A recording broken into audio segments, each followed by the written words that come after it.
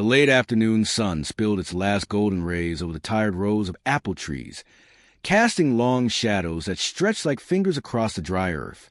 Officer Eli Harper's K-9 Jax suddenly froze by the gnarled fence line, teeth bared in a low growl that unsettled Eli more than he expected. His radio, clenched in his hand, slipped and thudded against his thigh. Above the orchard's rustling leaves, something swayed, a dark, ragged shape hanging silently from the twisted branches. The quiet was suffocating. Eli's breath hitched. The familiar scent of decaying fruit mixed with something far more bitter. Whatever had hung there, it wasn't just a scarecrow. If you find the story gripping, feel free to like or subscribe.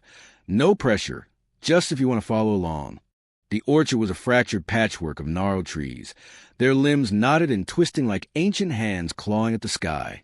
It smelled of autumn decay, rotting apples, damp earth, and the faint, clinging sweetness of sap.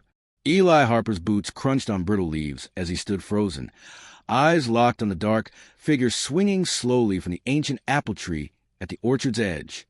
The wind made it sway, casting grotesque shadows that stretched and twisted with every gust. Jax, his German shepherd, stayed close by, hackles raised, muscles taut. The dog's growl was low but insistent, vibrating through Eli's chest like a warning pulse. The radio in Eli's hand was cold and slick with sweat. It had slipped twice already, as if the weight of what lay before him was dragging him down. Eli swallowed hard, forcing himself to step closer. The orchard was one of the oldest landmarks in Millersville, a town cradled by forests and forgotten highways, where everyone knew everyone else, or at least thought they did. The fence he just crossed was old and splintered, its wood bleached and cracking like brittle bones. Beyond it, the ground dropped sharply, a small ravine swallowed by weeds and shadow. But it was what hung from the tree that made Eli's heart stop, a tattered bundle wrapped in muddy cloth, swinging slowly in the breeze, its shape unmistakably human. Something dark and twisted, the kind of thing whispered about when children dared each other to walk too close to the orchard after sunset. "Jack, stay," Eli murmured, voice barely audible, his eyes scanning the surrounding trees. The small town's fading light was a weak armor against the chill creeping up his spine. A faint sound came from the direction of the orchard gate, a rustle, a hurried shuffle. Eli spun toward the noise, heart hammering. He couldn't tell if it was the wind playing tricks or footsteps breaking the brittle silence. "Who's there?" His voice was steady, but the question hung in the air unanswered. Jack strained against his leash, ears flat, eyes gleaming like molten gold in the dying light. The dog's tension mirrored Eli's own, a thread of unease tightening with each passing second. He pulled his flashlight from his belt, clicking it on. The beam sliced through the gloom, revealing rows of apple trees, their branches heavy with misshapen fruit and shadow. At the fence, something caught the light, a scrap of fabric torn and stained. Eli's mind raced. The reports had been scattered. Missing teenagers, odd sightings, hushed rumors at the diner about strange noises, and flickering lights in the orchard at night. But nothing concrete. Nothing like this. He crouched, steadying himself before reaching toward the bundle. It was heavier than expected, the cloth damp and smelling sour. With a slow, trembling hand, he pulled back the ragged covering. The face was pale, eyes closed, lips cracked and colorless. A girl, maybe 16, no older. Bruises mottled her cheeks and forehead. Something cold and hollow gnawed at Eli's gut. He fumbled for his radio, voice cracking as he keyed the mic. "Dispatch, this is Harper. I've got a possible victim at the Millersville orchard. Need backup and EMS ASAP. Female unconscious, or worse. Repeat, female found hanging from tree." Static hissed back, then the dispatcher's calm voice almost too calm. "Copy that, Harper. Units are en route. Stay safe." Eli lowered the radio and glanced back up. The orchard seemed to hold its breath, the silence thicker now, pressing in from every direction. Jack sniffed cautiously at the base of the tree, nose twitching. Then a sound, sharp, dry, like a twig snapping, came from deeper within the orchard. Eli's eyes darted toward the shadows between the trees. Something moved, quick and deliberate. "Who's there?" His voice was firmer now, trained, But inside he was unraveling. The weight of years on this job, the memories of calls that had ended in silence, all collided in that moment.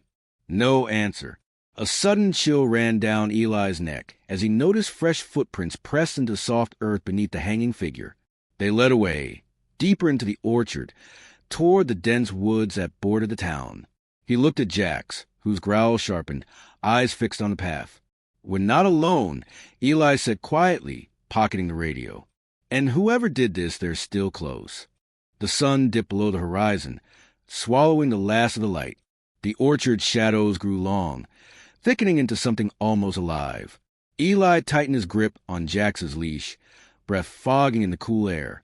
"Let's find out who's hiding in the dark." The flashlight's narrow beam fought its way through the dense shadows of the orchard's innermost trees. Eli's breath came in short, cold bursts, the chill of the evening wrapping around him like a suffocating shroud. Jax moved ahead cautiously, nose to the ground, muscles coiled and ready. Every snapped twig, every rustle of leaves set Eli's nerves taut like a wire pulled too tight. The footprints led deeper into the orchard, crisscrossing between apple trees heavy with bruised, rotting fruit. The scent of decay mingled with the sharp tang of wet earth, a smell that seemed to settle on Eli's skin and clothes like a dark stain. The further in they went, the heavier the silence became. No wind stirred, no wildlife called. Just the crunch of their boots and Jax's steady breathing. "Someone's been here recently," Eli muttered, squinting ahead. The footprints were fresh. Too fresh. Whoever it was, they'd left in a hurry, their path broken and uneven, as if stumbling. "Stay sharp, boy," Eli whispered to Jax. The dog's ears twitched, every muscle alert, the growl low in warning. They reached a clearing where the moonlight spilled weakly, filtered through skeletal branches. In the center stood a ramshackle shack, its weatherwood warped and darkened by time. The door hung crooked on its hinges, the windows cracked and clouded with grime. The kind of place children told scary stories about, but no one dared to visit. Eli's radio crackled faintly in his pocket, a reminder of the world beyond this nightmarish orchard. He pulled it out, his fingers trembling, and tried the mic. Harper to dispatch. Found a structure in the orchard clearing, approaching cautiously. Static was the reply. Backup was still minutes away. Too long. Eli took a deep breath, steeling himself, and stepped forward. Jax stayed close, muscles coiled like a spring. The air inside the shack was thick with dust and rot, the stale scent of neglect. Eli's flashlight illuminated broken furniture, peeling wallpaper, and a scattering of old newspapers yellowed with age. The floorboards creaked beneath his boots. Suddenly, a sharp noise echoed, a metallic clang. From the back room, Eli froze. His hand went to the holster at his side. "Jax," he said quietly. The dog growled low, hackles rising. With a careful step, Eli moved toward the noise, flashlight shaking slightly in his grip. At the doorway, he paused and peeked inside. What he saw made his stomach drop. A young man, thin, pale, eyes wild, was bent over a table cluttered with photographs, torn papers, and a battered laptop. His hands shook as he rifled through the mess, muttering under his breath.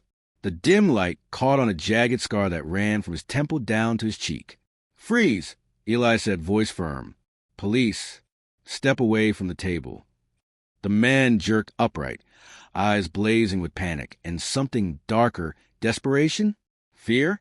Or something worse? "You don't understand," the man hissed. "You can't let them take her. They're watching. They won't stop." Eli felt a pulse of confusion mixed with suspicion. "Who's watching? What are you talking about?" The man's gaze darted to the broken window, then back to Eli.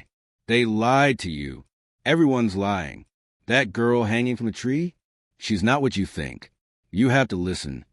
Start talking and slow," Eli said, shifting his weight, the radio now silent in his pocket. "But first, who are you?" The man swallowed hard, then forced a bitter smile. "Name's Caleb. Caleb Boone."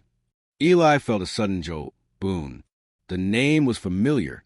A local drifter with a reputation for trouble, but no serious crimes on record. A man who lived on the edge of town and mostly kept to himself. But Caleb's eyes held a wildness Eli had never seen in any police report. "You're the one who called this in?" Eli asked. "No," Caleb snapped. "I found her. I swear. But if you think I'm the bad guy here, you're wrong." Jax barked sharply, sensing the tension, but Caleb held up his hands. "I don't want to fight. I want to fix this." Eli studied him carefully. Caleb's story was riddled with holes, but there was something raw and urgent beneath the surface. "Start at the beginning," Eli said, voice low. Caleb took a shaky breath and sank onto a broken chair. "She's my sister," he said quietly. "Lena. She disappeared 2 weeks ago. No one looked. No one cared.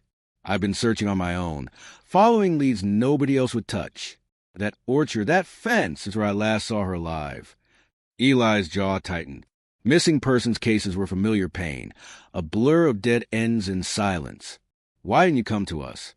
Caleb's eyes burned with bitter anger. "Because you didn't want to help. Because this town has secrets. Dark secrets." The words hung heavy between them. Eli felt a cold knot tighten in his stomach. And somewhere in the back of his mind, a warning rang clear. Caleb Boone was hiding more than just pain. The night deepened as the wind whispered through the orchard, rattling the brittle branches like dry bones. Eli sat across from Caleb Boone in the crumbling shack, the flickering beam of the flashlight painting harsh shadows on the peeling walls. The truth felt like a heavy fog settling between them, dense, suffocating, and tangled in lies. Caleb rubbed a scarred temple, voice low but urgent. Lena wasn't just a kid who vanished. She stumbled onto something dangerous. The town's been covering it up for years. Eli's eyes narrowed. What exactly did she find? Caleb hesitated. Old rumors. Corruption. The orchard was never just an orchard. It's tied to the Mercer family. Powerful, untouchable. They buried things here, hidden people. Lena found proof. She wanted to expose it. The name hit Eli like a fist. Mercer, the sheriff's family, pillars of Millersville. Untouchable, untarnished in public. Suddenly, a sharp, harsh sound broke the silence. Jax growled, low and warning, ears pinned back. From the shadows near the door stepped a figure. Sheriff Clay Mercer himself, face grim, eyes cold. "Eli, you need to drop this before it gets worse." Eli stood, heart pounding. "Clay, what the hell is going on?" Mercer's gaze hardened. Caleb Boone stirring up trouble, dragging innocent people into things they don't understand. Lena got herself mixed up with dangerous people who won't hesitate to silence anyone who asks questions. Caleb spat on the floor. "Lies. Mercer's family has been running this town into the ground for decades. They killed my sister, and you all pretend it's an accident." The tension cracked like thunder. Eli looked between the two men, Clay Mercer, the respected sheriff, and Caleb Boone, the desperate brother with a reputation, but maybe a righteous cause. Eli's radio crackled suddenly, breaking the standoff. "Backup's here, Harper. What's your status?" Eli glanced at the door, then back at Caleb. The weight of the moment crushed him. "Backup's here," Eli said softly. "But the real fight is right here, in this room." Mercer stepped closer. "Eli, trust me on this. There are things you don't know, things I wish I could change." But Caleb's voice was sharp. "Trust? After what your family's done, after what they hung from that tree?" The truth spilled out in bitter accusations, broken trust, and raw grief. Caleb had been betrayed, not just by Mercer's family, but by the town itself. A network of silence and fear that had swallowed Lena whole. Eli felt the walls closing in. He looked at Jax, who whimpered softly, his own silent question. Then, the final piece settled like a stone in Eli's gut. The figure hanging from the orchard tree was not just a victim. It was a message, a warning. And now, Eli was caught between loyalty, justice, and a past he thought was buried. Days later, after the town had settled and the orchard grew quiet once again, Eli stood alone beneath the same tree. The rope was gone. The bundle no longer swayed. But something remained, a silence heavier than before. He let out a slow breath and looked at Jax, who pressed close. No easy answers. No simple justice. just the weight of a truth the town wasn't ready to face.